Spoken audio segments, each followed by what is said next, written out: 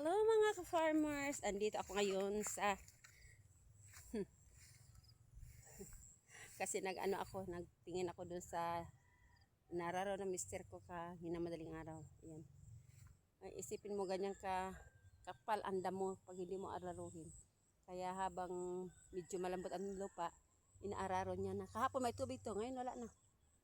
Kasi sa lakas ng ulan kahapon. Then, diretso na din ako magligpit ng aking mga alagang cow. Kasi tanghali na, mainit na. Ay, yung iba, may tubig pa. Ayan. May paunti-unting tubig. Pero magliligpit ako ng aking cow. Kasi tanghali na, kailangan iligpit na sila.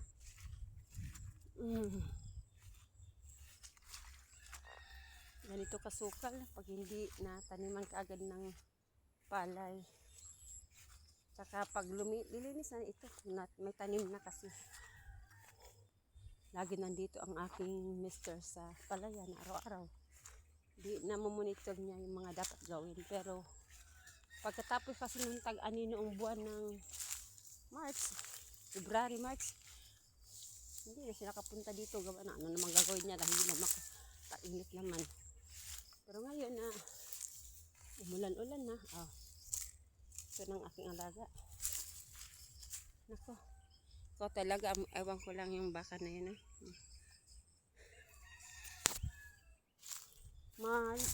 Magiging malinis na naman dito.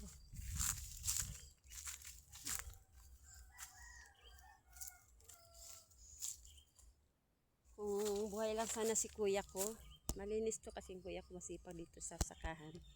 Kaso wala na binawi niya siya sa amin. Kaya yung misis na lang niya dito ang mag-aano. Pero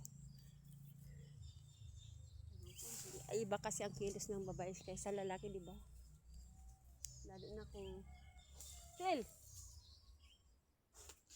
na kung ang misis hindi naman sanay sa trabaho bukid. Tel ba? Tel. Ang bako ito nakakaano to siya. Kasi bago pa lang ito nilagyan ng pangilong. Kaya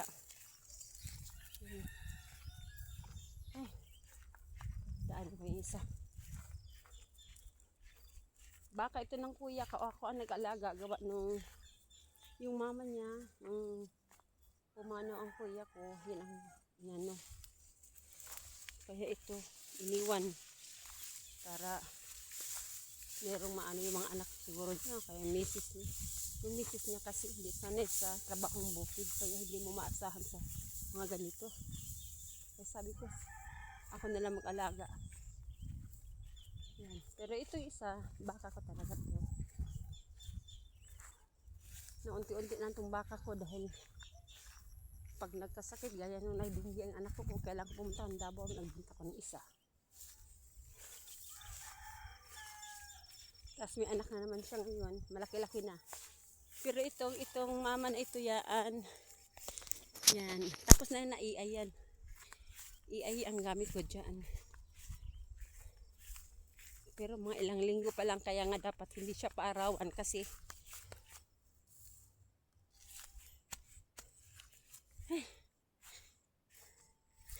ganito. Ayan ang aking isang inahin.